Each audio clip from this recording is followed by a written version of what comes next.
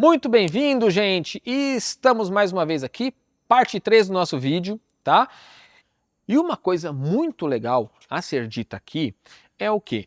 No caso dessa aeronave aqui, a gente vai colocar duas telas de G500.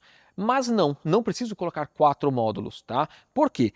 Todos os sensores vão ser ligados aí a 2 módulos, serão 2 unidades de GE110, e essa GE110 vai estar ligada à tela da esquerda, que é a tela do piloto. A tela do lado direito vai trabalhar em comunicação cruzada instantânea com a tela principal. Claro, com sistemas de módulo de AirData, módulo de Eihertz, que é o que vai dar o horizonte, sistema de bússola magnética, que a gente já vai falar dele, que está ali no cantinho, totalmente independente, tá bom? Você tem 2 sistemas ali totalmente independentes, como primários. Além disso, tem também o sistema do GI275, que é mais um sistema Eihertz com entrada dedicada de airspeed, dedicada de sistema de vertical ali, de tomada estática, e sistema de horizonte independente. Então, caso venha a falhar os sistemas da tela, você ainda tem mais uma unidade que vai te dar ali a informação do Eihertz. Então, você tem 3 sistemas de Eihertz no caso dessa aeronave aqui, tá bom? E isso aqui, tudo que é exibido em uma tela, também é exibido na outra. Tá? Tudo através de comunicação digital entre elas. Então nós temos radar exibindo nas 2 telas, nós temos os parâmetros de motor exibindo nas 2 telas, nós temos a parte de horizonte, sistema de HSI, sistema de altímetro, sistema de vertical, tudo isso simultaneamente nas 2 telas, além de exibir aqui também, tá bom? Além disso, uma coisa muito legal que tem aí, que eu vou trazer para vocês, é a linha do transponder. Essa aeronave aqui, ela é equipada com um TCAS. Tá? No caso aqui é um TCAS da Avidyne, não é o TCAS Garmin. Mas nós estaremos também instalando um sistema de ADS-B In, que é esse equipamento aqui. Esse aqui é um transponder, tá? Linha Garmin, modelo GTX 345. Esse equipamento ele é um transponder que tem a capacidade de tanto ADS-B Out, que é aquele que vai se tornar obrigatório, já é obrigatório em alguns lugares do mundo, que no Brasil vai se tornar obrigatório a partir do ano que vem, como ele também tem o ADS-B In. E o que isso aqui faz? Tá? Eu tenho aqui, por exemplo, para vocês, que eu peguei para mostrar, 2 equipamentos. Então, aqui nós temos um com a frente física e outro com a frente remota. Tá?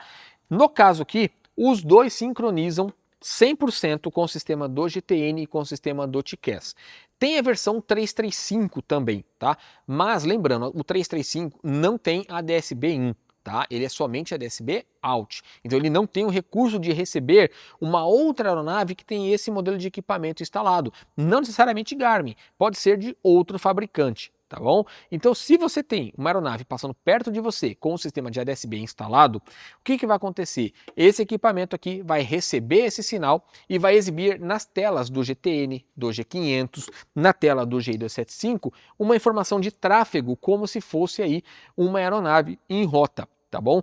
Lembrando, não é a mesma coisa que TCAS. O sistema do TCAS ele vai pegar qualquer aeronave no alcance desse módulo, porque ele interroga a outra aeronave. Ele emite um pulso em 1030 MHz, tá? Que é o mesmo pulso basicamente que a torre de solo emite, e o transponder ao alcance desse pulso vai responder esse sinal como se fosse uma interrogação de uma torre de solo.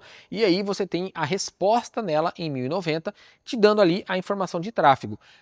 Por isso que o ADS-B não pega qualquer transponder. O ADS-B ele depende do sinal de ADS-B de uma outra aeronave para que possa ser exibido. O sinal somente do transponder não vai exibir, tá? Então essa é a diferença. E aqui o que a gente fez? Como ele já tem um sistema de TCAS, que não tem um alcance tão grande, no caso aqui são 6 milhas, o que a gente fez? Em vez de trocar o TCAS da aeronave, aí visando também que o ADS-B está se tornando cada vez mais popular, a gente combinou o ADS-B In com o TCAS que ele tem. E isso vai trazer para ele uma segurança operacional maior, porque o ADS-B tem um alcance muito maior do que o TCAS, tá bom? No caso desse modelo aqui, e ele vai dar o tráfego, inclusive, vetorizado, ele te dá o vetor lá de curva certinho conforme está em voo, tá bom? Coisa que o TCAS não vai te dar. Mas o TCAS vai te dar informação de resolution, então coisa que o ADS-B não vai te dar. Ambos vão te dar o aviso de tráfego. Tá? Mas o resolution é aquela informação de subir ou descer que somente o TCAS te dá. Nem o TAS funciona isso, tá bom? E o que a gente vai fazer? Aquele TCAS vai ser instalado o modelo remoto nessa aeronave, controlado através do GTN 750, tá bom? Também funciona através do GTN 650 e do GI 275. O sistema do G500 não tem capacidade de controlar o transponder, somente o G3X. Nesse caso aqui, ponto para o G3X, tá bom? O sistema do transponder 335 também funcionaria para a parte de controle de exibição, parte de controle ali, tanto na tela do GTN quanto na tela do sistema do G3X, mas no Brasil, infelizmente, não vai funcionar a questão do tráfego, tá? Nos Estados Unidos funciona, quem já voou lá vai saber disso, porque lá nós temos o recurso do TIS, que é basicamente um sinal integrado junto no sinal do solo, que o solo vai emitir o pulso de comunicação com a aeronave, e ele vai embutir dentro desse sinal todas as aeronaves que ele está recebendo naquele alcance daquele solo, e ele emite como um sinal integrado para exibir na aeronave. No Brasil, infelizmente, isso não funciona, tá bom? Então, se você tem intenção de exibir tráfego na sua aeronave, as suas duas opções são ou o UTCAS, tá? Ou a linha do ADS-BIN, com essas diferenças que eu acabei de falar, tá legal? E o que mais a gente vai colocar? Nessa aeronave aqui, vamos colocar aí o sistema de caixa de áudio. Eu separei para vocês aqui, esse aqui é um sistema que a gente acabou de remover, tá? Veja só como é que era um sistema de caixa de áudio, não é dessa aeronave, isso aqui é uma aeronave mais antiga, da década de 70, tá bom? E isso aqui era original ainda. Veja que ela é exatamente, completamente analógica, nós não temos nenhum componente muito grande, nós não temos nenhum sistema muito aprimorado, tá? Era basicamente uma placa bem arcaica, para ser honesto, tá bom? Que basicamente funcionou até hoje, né? Então eu não vou falar que é ruim, mas que é bem limitada. E o que nós tínhamos aqui? Basicamente nós tínhamos a parte de indicação de marque beacon, tá? Que são as parte de luzes aqui, o ajuste, tá? De brilho do marque beacon. Aqui você tinha a parte do speaker, parte de comunicação, comunicação no rádio 1, comunicação do rádio 2. Tínhamos aqui também a parte de seleção, quando você queria ouvir ele no fone, quando você estivesse usando fone de ouvido, mono, não era estéreo, tá? Ou aqui você tinha speaker, então aqui você quisesse deixar em automático, tá? Ou você colocava aqui, ó, para ouvir em ambos, ou selecionando cada um aqui na sua posição, tá? E o que muda disso para um sistema moderno, como o sistema aqui da Garmin? Isso aqui não tem intercomunicador, isso aqui não tem entradas dedicadas de alarmes que a gente precisa, como por exemplo para TCAS, para sistema de piloto automático. Tudo isso é muito moderno. Então, caso você vá modernizar a sua aeronave, a troca da caixa de áudio se torna uma coisa obrigatória, especialmente se você vai partir para TCAS e piloto automático. Por quê? Eles dependem de sinais de entrada de canais dedicados. E essa caixa aqui, por exemplo, não dispõe de nenhum, enquanto que essas aqui dispõem de até 6, 8 entradas, dependendo da caixa. Tá? Então você vê que você tem bastante entrada aí que é não chaveada, ou seja, você não consegue desligar justamente por questão de segurança, tá bom? Isso é um requerimento do manual. E agora eu vou entrar para vocês aqui um pouquinho nas caixas de áudio da Garmin. Quais são as opções aqui? Eu vou começar pela primeira, que é a GMA 342. Lembrando, as caixas que eu vou falar agora são caixas voltadas para aeronaves certificadas. Existem algumas outras opções também, que são opções voltadas a aeronaves experimentais ou, no caso da 245, que ela é voltada no G3X, tá? Eu não vou entrar nessa caixa hoje, beleza? Então eu vou falar das caixas físicas. Essa caixa aqui é a sucessão direta da GMA 340. A GMA 340 foi aquela primeira caixa de áudio da Garmin lançada lá no começo dos anos 2000, que fez muito sucesso e até hoje é muito utilizada. Tá? Basicamente o que muda? Ambas têm sistema de intercom, tem sistemas basicamente de chaveamento, você tem speaker, você tem dedicado volume, mas essa daqui já tem uma capacidade de playback. Tá? Coisa que a 340 não tinha. E o que é isso? É você basicamente retornar um áudio que você recebeu, nesse caso aqui por até 30 segundos, tá? Que você teve uma comunicação aí com o controle de uma outra aeronave, ou você teve aí comunicação com uma outra, com o solo, por exemplo, com uma outra situação. Isso é muito útil, isso todas essas aqui vai ter, tá? Mas isso é muito útil para você que está treinando ICAO, tá? Então você faz comunicação em inglês, o controle ele te retorna e você não tem que pedir novamente para ele falar, você só dá o playback e isso te ajudaria, tá bom?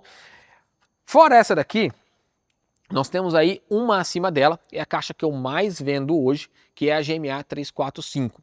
Na minha opinião, custo-benefício de caixas de áudio, essa aqui é sem dúvida a melhor caixa em custo-benefício.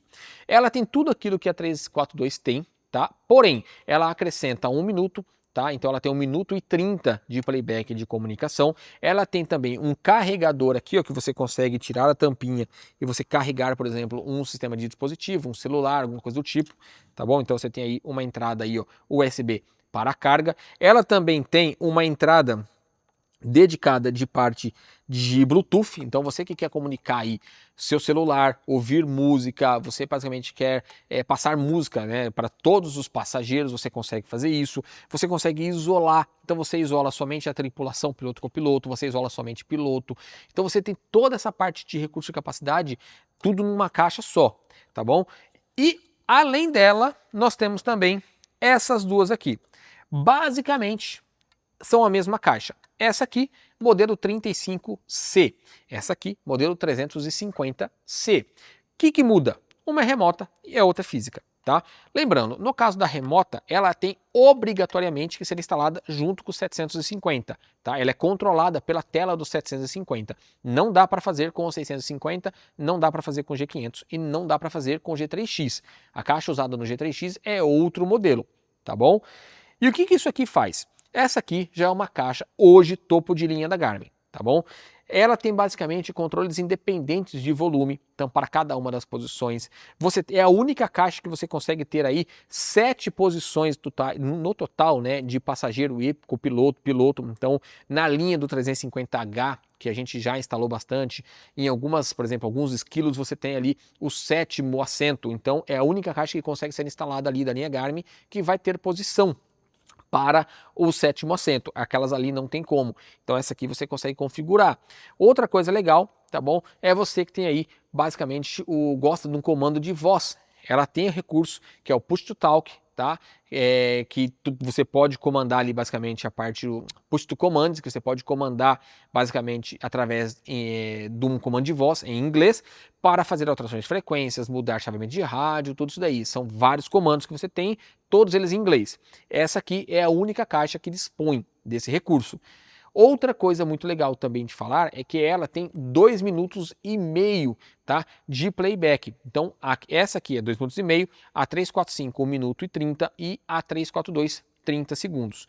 O áudio 3D, que é aquele áudio que ele consegue ambientar, você escutar mais do fone de um lado quando é rádio 1 e mais do fone do outro lado quando é rádio 2, só existe através aí da 350 e da 345. Não existia na 340, tá? Muita gente já me perguntou, não tinha essa capacidade.